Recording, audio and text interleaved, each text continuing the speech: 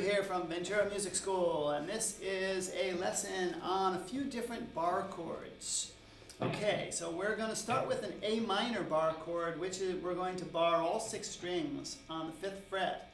And then we are going to put our middle finger on the 3rd string, 6th fret, ring finger, 7th fret of the 5th string, and pinky on the 7th fret of the 4th string. Oh, take the middle finger off, skip that, that would make it a major. We're doing A minor.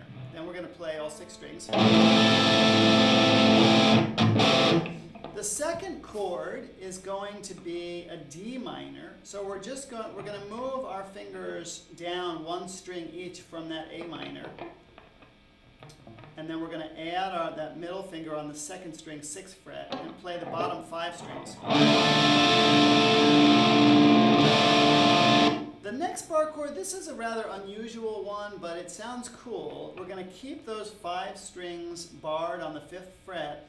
Then we're going to add our pinky on the 5th string, 8th fret, and ring finger on the 4th string, 7th fret. Play those 5 strings. And the last one we're going to do is E minor. So now we're barring 5 strings on the 7th fret and doing the same thing as the D minor that we just did a minute ago. We're going to do middle finger on the 2nd string, 8th fret, ring finger on the 4th string, 9th fret, and pinky on the 3rd string, 9th fret. And so those chords, what I do for that is just A minor, E, D minor, then the F major 7,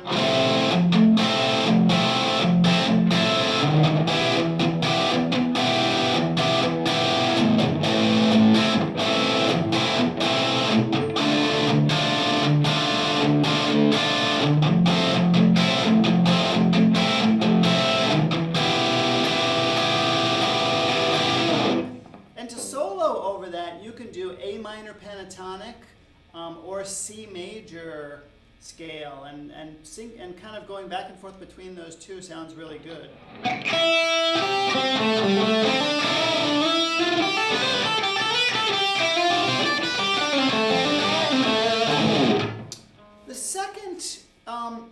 The second chord progression I want to show you, which is some bar chords and different chords, we're going to do an E5 chord, and so we're gonna bar the 4th and 5th strings at the 2nd fret with the 1st finger. Then we're going to add the ring finger on the 3rd string, 4th fret, and the pinky on the 2nd string, 5th fret. And we're going to play all the strings except for the high E string. And so what I like to do is I like to really kind of thump on the bass strings and then gradually move down towards the treble strings. And then a little alteration of this chord is we can take the pinky off and add the middle finger on the 2nd string, 3rd fret. And I like to go back and forth between those two.